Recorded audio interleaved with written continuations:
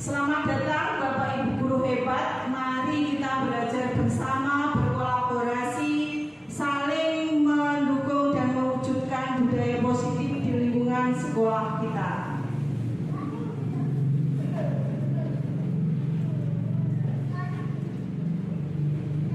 Apa sih budaya positif itu? Budaya positif adalah nilai-nilai, keyakinan, dan kebiasaan-kebiasaan di sekolah yang berpihak pada murid sehingga murid dapat berkembang menjadi pribadi kita penuh rasa hormat dan tanggung jawab.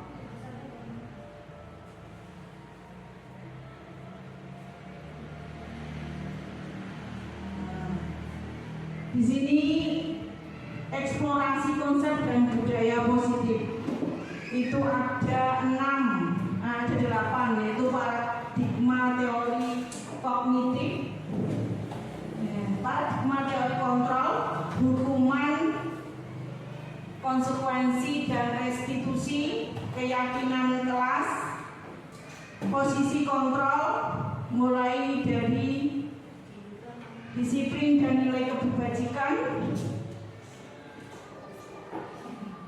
motivasi perilaku manusia, kebutuhan dasar manusia, dan segitiga restitusi.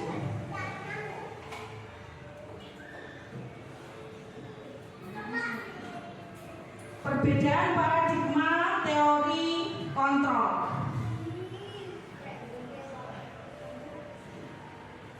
Orang ilusi dari pikiran kita itu, orang dewasa itu memiliki hak untuk memaksa. Biasanya orang tua kepada anaknya itu biasanya memaksa nih Bapak Ibu. Terus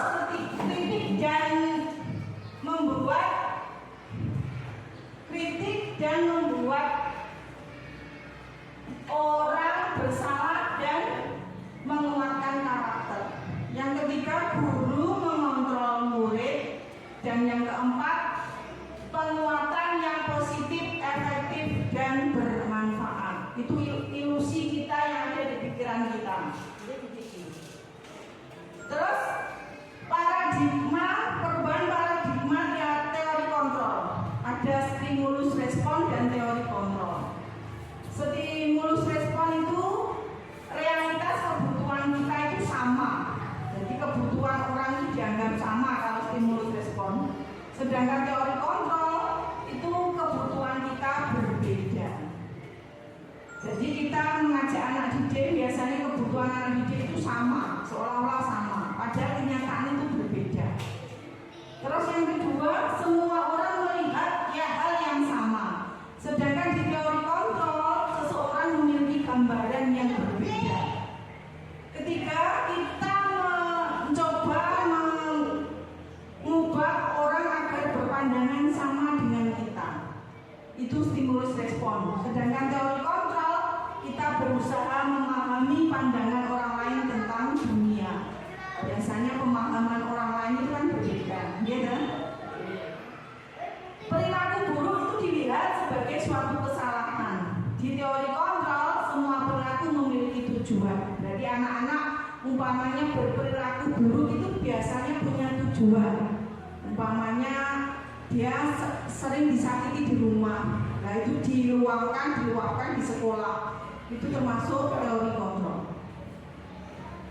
Terus orang lain bisa mengontrol kita, itu di stimulus respon. Sedangkan teori kontrol hanya Anda yang bisa mengontrol diri Anda sendiri.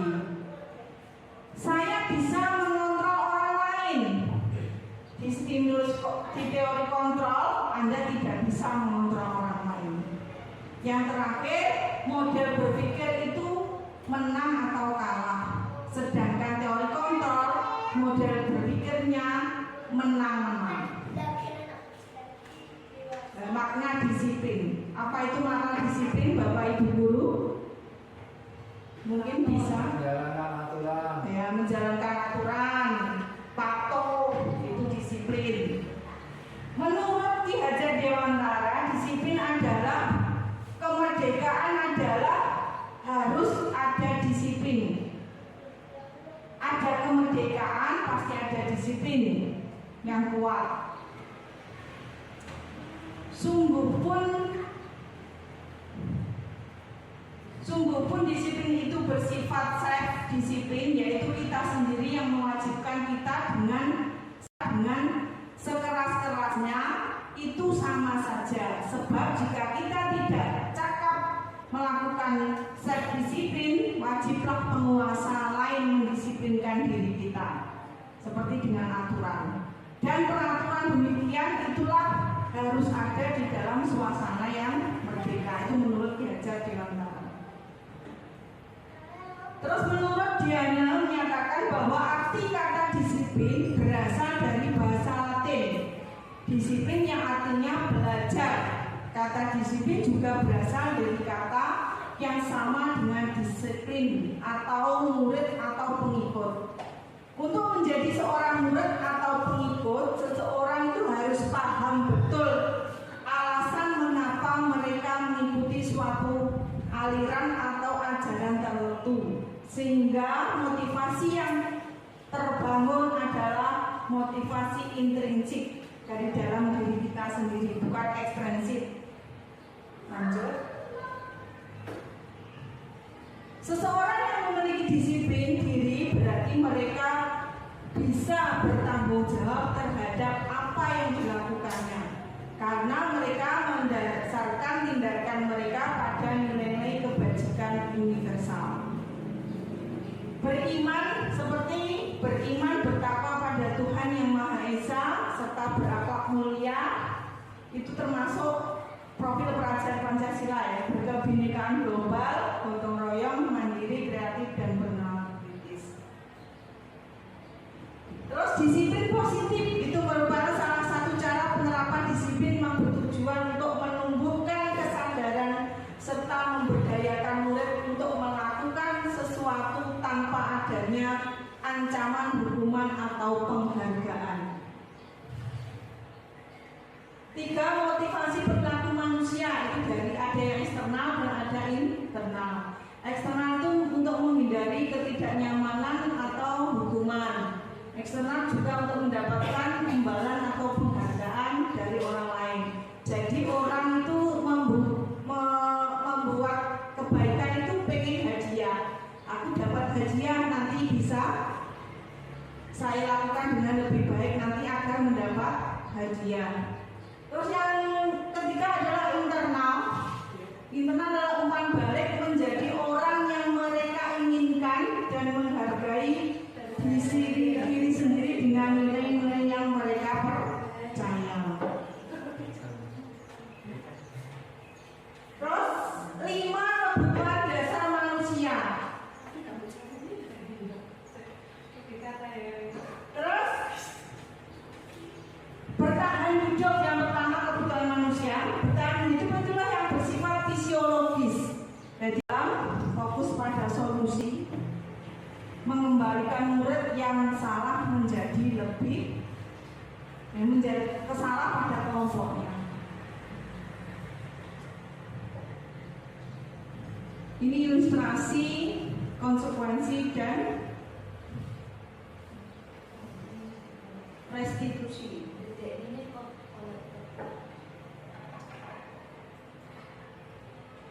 Ini restitusi. Nah ini ajarnya menjawab betulnya benar. Tiga di PPT dah, nggak sampai kamu.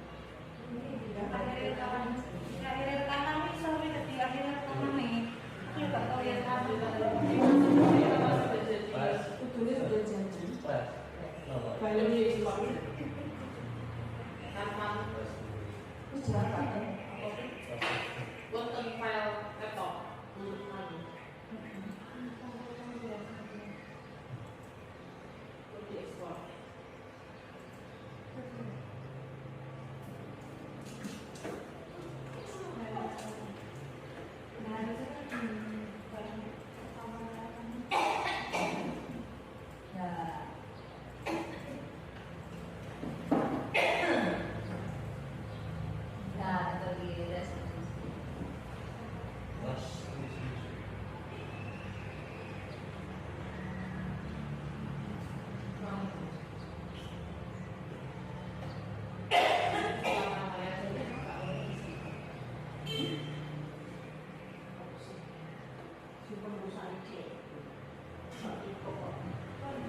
Nah ini restitusi. Restitusi itu bukan untuk menebus kesalahan, namun untuk belajar dari kesalahan. Restitusi itu memperbaiki hubungan. Restitusi adalah tawaran bukan paksaan. Restitusi juga menuntut untuk melihat ke dalam diri. Yang kelima, mencari kebutuhan dasar yang mendasari tindakan. Restitusi diri adalah cara yang paling baik. Restitusi fokus pada karakter bukan tindakan. Restitusi juga fokus pada solusi. Yang kesembilan, restitusi mengembalikan murid yang berbuat salah pada kelompoknya, serta restitusi itu menguatkan. Nah sekarang coba Bapak Ibu, ini yang nomor 1, mencatat 100 kali di dalam buku kalimat. Saya tidak akan terlambat lagi karena terlambat ke sekolah itu termasuk hukuman atau konsekuensi? Hukuman. Ini termasuk konsekuensi. Ini konsekuensinya terlambat sekolah ini. Yang kedua, lari mengelilingi lapangan, kesenangan, kasih sayang, penguasaan atau kebebasan.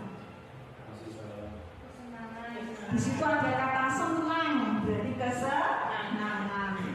Ibu kejar aku karena ibu guru sayang aku. Kasih sayang, berarti kasih sayang. Aku hebat kan, bisa bikin guru kejar aku. Penguasaan, berkuasa. Aku bosan belajar mewarnai terus di dalam kelas. Kebebasan. Nah, di sini 5 posisi kontrol. Ada penghukum, pemantau, pembuat merasa bersalah, teman, dan manajer.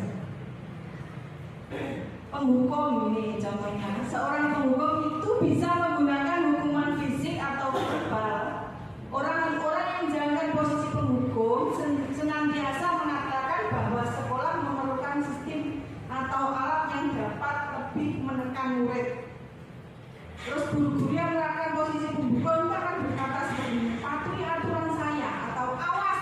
Biasanya kita seperti itu, awas. Kamu selalu saja salah, itu termasuk penghukum. Guru seperti ini senantiasa percaya hanya ada satu cara pembelajaran yang berhasil, yaitu cara dia sendiri. Penghukum itu ngajarnya suaranya tinggi, bahasa tubuh mata melotot, biasanya jadi menunjuk-nunjuk, menghardik. Terlambat lagi, pasti terlambat lagi, selalu datang terlambat. Kapan bisa datang tepat waktu? Itu masuk penghukum. Mungkin itu yang biasa diterapkan Bapak Ibu guru ya, biasanya setiap hari. Terus kemungkinan murid marah dan dendam ada nggak? Biasanya kalau sudah dihukum, mungkin murid dendam atau marah itu pasti. Agresif lebih buruk lagi. Biasanya sepulang sekolah murid melihat motor atau mobil Bapak Ibu guru itu bisa menggores atau kena paku, itu dendam, karena dendam. Itu posisi kita sebagai penghukum. Yang kedua, posisi kita pembuat merasa bersalah aja. Ini kurang merasanya. Pembuat merasa bersalah. Pada posisi ini biasanya guru akan bersuara lebih lembut. Ibu sangat kecewa sekali dengan kamu. Berapa kali Bapak Ibu harus memberitahu kamu ya.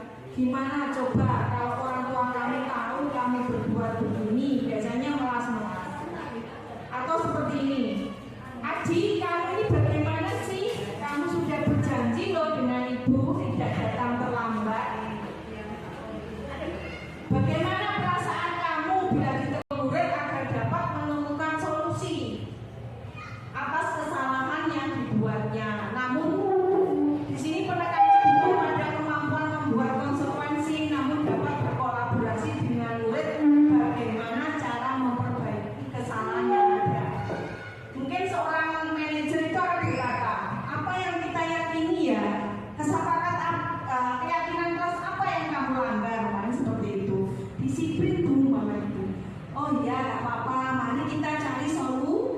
Jadi mencari solusi bersama-sama dengan murid. Lagi di sini, jika kamu meyakini itu, apakah kamu bersedia memperbaikinya? Jika kamu memperbaiki ini, hal ini menunjukkan apa tentang dirimu? Apa rencana kamu untuk memperbaiki hal ini? Di sini fokus pada murid, bukan untuk membahagiakan guru atau orang tua. Murid mengetahui adanya suatu masalah, umpamanya datang terlambat, umpamanya. Terus kamu datang terlambat, terus keyakinan kelas apa yang kamu langgar, umpama seperti itu. Disiplin Bu, baiklah. Mungkin sebagai manusia kita itu tidak sempurna. Terus baiklah kita cari solusinya. Kenapa kamu kok terlambat? Karena ada masalah di balik dia terlambat. Umpamanya karena bangunnya kesiangan. Terus solusi apa yang kamu bisa buat supaya kamu tidak bangun kesiangan? Jadi mencari solusi bersama-sama dengan guru dan murid. Itu manajer. Dari keempat, dari penghukum, teman merasa bersalah, pemantau dan manajer. Bapak ibu guru itu yang baik yang mana? Manajer ya. Kita itu sebaiknya sebagai guru itu diletakkan sebagai manajer. Yang terakhir adalah segitiga restitusi. Itu dari masalah-masalah tadi kita bisa menyelesaikan masalah dengan segitiga restitusi. Yang pertama itu menstabilkan identitas. Seperti pertanyaan, setiap orang itu pasti pernah melakukan kesalahan. Terus kamu bukan satu-satunya yang pernah melakukan ini. Bapak ibu guru juga pernah melakukan itu. Itu menstabilkan identitas. Yang kedua adalah validasi tindakan yang salah. Kamu tentu punya alasan mengapa kamu melakukan itu. Tadi karena mungkin malam main HP dulu.